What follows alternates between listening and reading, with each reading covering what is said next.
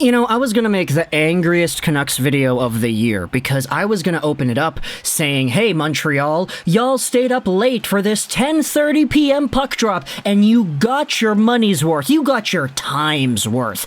You got to wake up 8 a.m., 9 a.m., 6 a.m. even if you're going to be transiting to university next morning. Okay, that's great, but you're going to have yourself some good bedtime stories tonight because, man, the Canucks suck and the Montreal Canadiens took a 4-0 lead.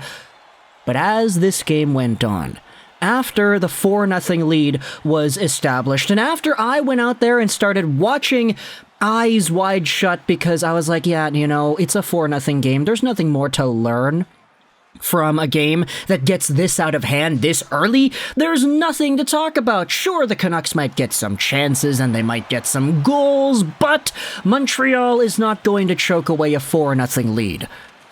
Right? And then, as my movie went on and Tom Cruise was searching around New York for answers to his conundrum, the Canucks started to score. And they started to score a lot. And the Montreal Canadiens eventually started to showcase that, hey, even though the Canucks may be on Team Tank by giving up all these prime opportunities in front of Spencer Martin, maybe the Habs are too. And eventually the Canucks took the lead. And I started saying, wait a minute, we gotta pause our movie. We gotta watch this game again. They've gotten the lead.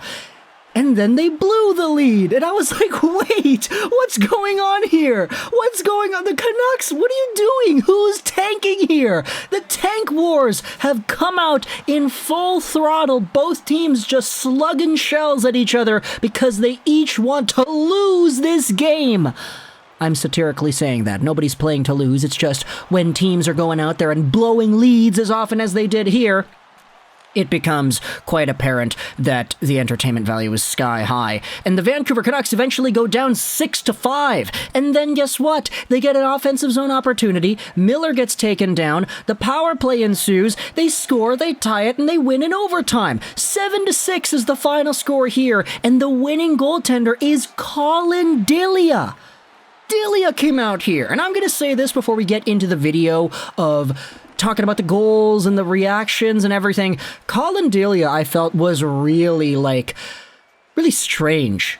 I felt like he got a lot luckier in this game than Spencer Martin did. I felt like Delia's overall ability as a goalie was not really all that great, but he got it done.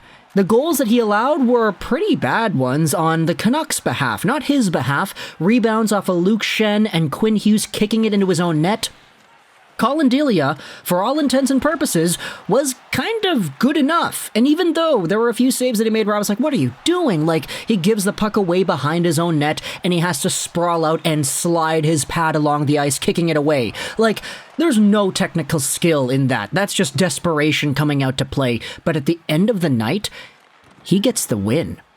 He comes into a scenario down 4-0 after the Canucks give up 4 goals on 8 shots because Cole Caufield is an absolute monster, because Nick Suzuki setting up Sean Monahan in front is amazing, because Nick Suzuki shooting it off of Spencer Martin's glove and in is good enough for him to get multiple points in the first period, and of course you have yourselves the other goal scored by Pezzetta because it goes off of Tyler Myers' stick in front. Like, the Montreal Canadiens, this was their game to lose. They had a 4-0 lead with like 4 minutes left in the first period. Colin Delia comes out here and steals the show and honestly makes enough good saves to walk away with the dub. And the Vancouver Canucks comeback ultimately starts at the end of the second period. Like, they play the majority of the second. I'm not even taking notes anymore. I'm watching the Stanley Kubrick movie trying to figure out the thematic relationship between Tom Cruise and all of the other external stuff that he ends up going through. But they end up scoring a few goals to end off the second period. It's Conor Garland who gets a mini breakaway out in front. He goes backhand forehand on Montembeault. He goes in, he scores. You can see the body language. The guy doesn't look all too happy that he had just scored. The building is like, oh, okay, they scored, great. La la la la. We'll sing the Breakfast Club song and then we'll continue watching. And then guess what? It's Ilya Mikheyev who scores right after that. Elias Pettersson takes the puck behind the Canadiens' goal. He kind of waits around in Gretzky's office. He's teetering, he's waiting, and then he centers it for Mikheyev, who's able to bury it by Montembeault. 4-2 is the score at the start of the third period and the end of the second. And the Canucks end up going on a little bit of a tear.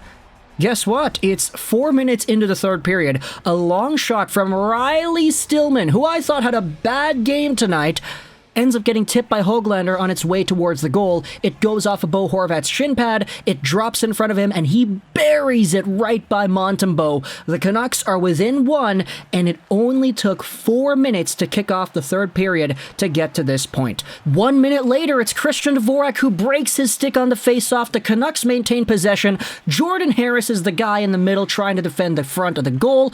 Pettersson goes cross-crease through Jordan Harris's legs. Mikheyev is on the far side to bury it. The Vancouver Canucks tied this game, and it only took them about 5 minutes to do so.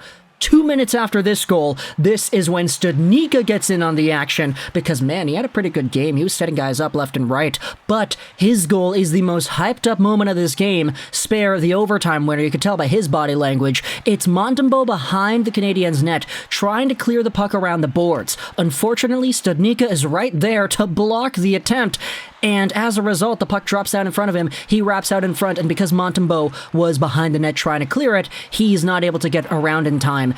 Studnicka goes off the back bar and in. He ends up selling like there's no tomorrow. He gets down on one knee. The Canucks have the lead. It took them like 6-7 minutes to get the lead in the third period after being down by 2. And I'm kind of saying, wait a minute, the Canucks were going to lose this game. They were down 4-0. I was going to make an angry video. I stopped watching because I was not taking notes anymore.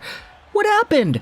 They're winning 5-4. And then, in typical Vancouver fashion, guess what? The Canadiens can't hold the lead, nor can the Canucks. It's a terrible goal off of a faceoff that Bruce Boudreau was super angry about. The puck gets rimmed around and Arbor Xhekaj touches it up at the Canucks blue line, and then it goes out of play. Boudreau is arguing that the puck touched Xhekaj outside the Canucks zone, therefore that's where the faceoff should have been. The linesman thought differently. The faceoff comes into the Vancouver zone, the Canadiens win it, and then there's a backhand shot that goes off of Luke Schenn, which rebounds to the guy right in front for an open net. This is a tie game once again, as Christian Dvorak completely drains the building of its energy.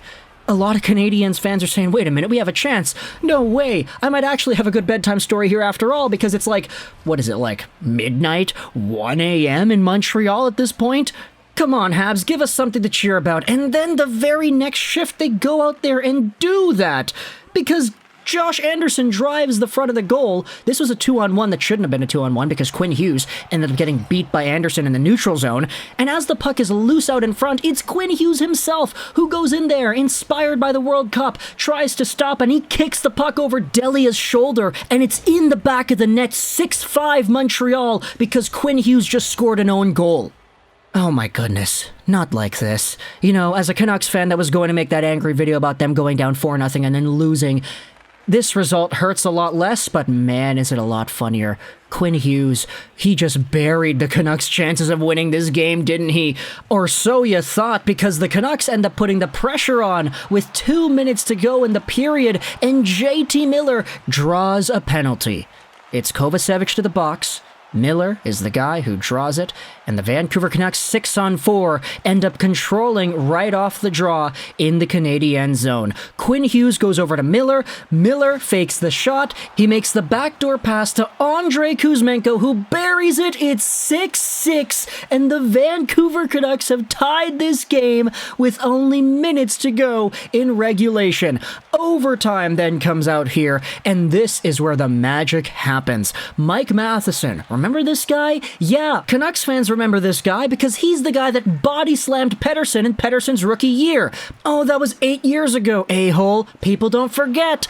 And neither did Elias Pettersson, because as Matheson takes the puck back into his own zone, Pettersson applies a really aggressive forecheck. Matheson is trying to glide over to the opposite side. Pettersson ends up giving him a little bit of a love tap, and Matheson falls down. I was screaming at my TV because I thought this would be a hooking penalty, but no, it wasn't. Pettersson then picks the puck up, cuts in front of the goal, fakes going far side, and then slips it in 5-hole. It's in the back of the net on Montembeault. 7-6 overtime decision. Montembeault let in like 7 goals in the last 11 shots that he had faced.